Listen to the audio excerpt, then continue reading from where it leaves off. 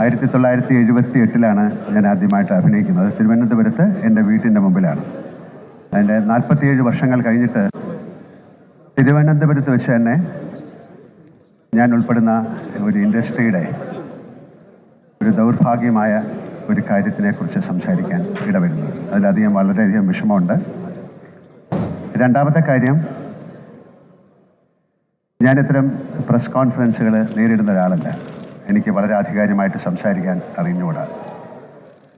ഇത്തരം എന്താ പറയേണ്ട ഒരു സംസാരത്തിലേക്ക് എനിക്ക് എത്തിച്ചേരാൻ കഴിയുന്നത് എനിക്ക് തോന്നുന്ന സത്യങ്ങളും എൻ്റെ ശരിയും എൻ്റെ യുക്തിയും എൻ്റെ ബുദ്ധിയുമാണ്. അതുകൊണ്ട് എന്നോട് വല്ലാത്ത ചോദ്യങ്ങൾ ചോദിച്ചാൽ എനിക്ക് മറുപടി പറയാൻ സാധിക്കില്ല. അടുത്തത്, ഇങ്ങനെ ഒരു സംഭവം മലയാള സിനിമയിൽ നടന്നു. മോഹൻലാൽ എവിടെയായിരുന്നു, ഒളിച്ചോടിപ്പോയി എന്നൊക്കെ പറഞ്ഞു. ഞാൻ ഒരിടത്തേക്ക് ഒളിച്ചോടിപ്പോയിട്ടില്ല. ഞാൻ നിങ്ങളുടെ ഒപ്പം കഴിഞ്ഞ 47 വർഷമായിട്ട് സഞ്ചരിക്കുന്ന ആളാണ്. ഇവിടെ ഇരിക്കുന്ന ഒരുപാട് മുഖങ്ങളെ എനിക്കറിയാം. അവരുമായിട്ടൊക്കെ നല്ല സൗഹാർദ്ദത്തിൽ തന്നെയാണ് ഇത്രയും കാലം ഞാൻ സഞ്ചരിച്ചിട്ടുള്ളത്. അതുകൊണ്ട് ഒളിച്ചോടിപ്പോയിട്ടില്ല. എൻ്റെ വ്യക്തിപരമായ കാരണങ്ങൾ, ഞാൻ കഴിഞ്ഞ കുറേ നാളുകളായിട്ട് കേരളത്തിലില്ലായിരുന്നു. ഞാൻ ഗുജറാത്തിലായിരുന്നു, പിന്നെ ബോംബെയിലായിരുന്നു, മദ്രാസിലായിരുന്നു. അതിലേറ്റവും പ്രധാനപ്പെട്ട ഒരു കാര്യം എന്ന് പറഞ്ഞാൽ എൻ്റെ ഭാര്യയുടെ ഒരു സർജറിയുമായി ബന്ധപ്പെട്ട് എനിക്ക് ഹോസ്പിറ്റലിൽ ഇരിക്കേണ്ടി വന്നു. അതിനോടൊപ്പം എൻ്റെ ഒരു ഡെബ്യൂ ഫിലിമായ ബറോസ്, അതൊരു 3D ഫിലിമാണ്. അതിൻ്റെ ഫൈനൽ മിക്സ് നടക്കുന്ന സമയമാണ്. വിദേശത്തു നിന്നുള്ള ആൾക്കാരാണ് വന്നിരിക്കുന്നത്. അവരൊരു കോൺട്രാക്റ്റാണ്. ആ കോൺട്രാക്ട് കഴിഞ്ഞ് അവർ തിരിച്ചു പോകും. അപ്പം അതിൽ നിന്ന് പെട്ടെന്ന് വരാൻ എനിക്ക് സാധിച്ചില്ല. എന്തായാലും എൻ്റെ സിനിമയുടെ റിലീസൊക്കെ മാറ്റിവെച്ചു. കാര്യം ഈ സമയത്ത് അത് മുന്നോട്ട് കൊണ്ടുപോകാൻ സാധിക്കില്ല. അപ്പം അതുകൊണ്ടാണ് ഞാൻ വരുന്നത്, അല്ലാതെ വേറെ കാരണങ്ങൾ കൊണ്ടല്ല. സിനിമ എന്ന് പറയുന്ന ഈ സമൂഹത്തിൻ്റെ ഒരു ചെറിയ ഭാഗം മാത്രമാണ്. മറ്റെല്ലാ സ്ഥലത്തും സംഭവിക്കുന്ന കാര്യങ്ങൾ സിനിമയിലും സംഭവിക്കുന്നു. അതിനെ ഒരിക്കലും ഞാൻ പ്രോത്സാഹിപ്പിക്കുകയല്ല. എല്ലാ മേഖലയിലും ഇത്തരം കാര്യങ്ങൾ ഉണ്ടാകാറുണ്ട്.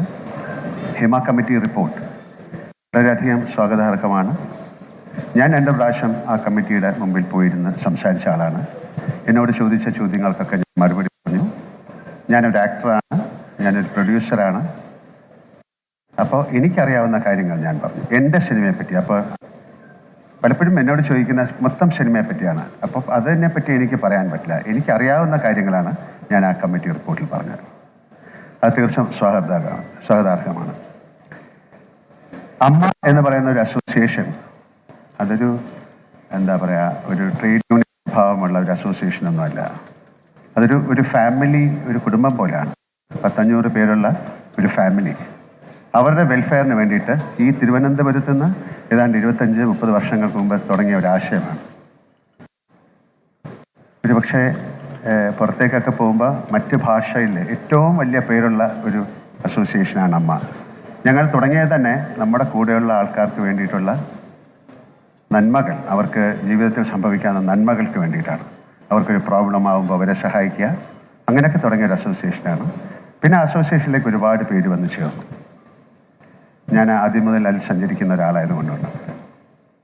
കഴിഞ്ഞ 2 പ്രാവശ്യമായിട്ട് ഞാനാണ് അതിൻ്റെ പ്രസിഡൻറ്റ്. എനിക്കിത്തരം കാര്യങ്ങൾ ഏറ്റെടുക്കാനുള്ള ഒരു വൈമുഖ്യം ഞാൻ അവരെ അറിയിച്ചു.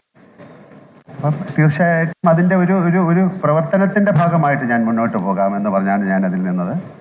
പക്ഷേ ഇപ്പം എന്തുകൊണ്ട് ഞാൻ അതിൽ നിന്ന് മാറി, ഞങ്ങളെല്ലാവരും മാറി എന്ന് പറഞ്ഞാൽ, ഇതിന് ഉത്തരം പറയേണ്ടത് മലയാള സിനിമ മൊത്തമാണ്. കാര്യം ഹേമ കമ്മിറ്റി റിപ്പോർട്ടിൽ ഒരു കാര്യം മാത്രമല്ല ചൂണ്ടിക്കാണിച്ചിരിക്കുന്നത്. സിനിമയിലെ മറ്റ് പല ഭാഗങ്ങളിലുള്ള പല കാര്യങ്ങളും എന്തൊക്കെയാണെന്ന് നിങ്ങൾക്കറിയാം എന്നെക്കാളും കൂടുതൽ. അപ്പോൾ ആ കാര്യങ്ങളിലേക്കൊക്കെ നമുക്ക് ഒരുമിച്ചാണ് മുന്നോട്ട് നീങ്ങേണ്ടത്.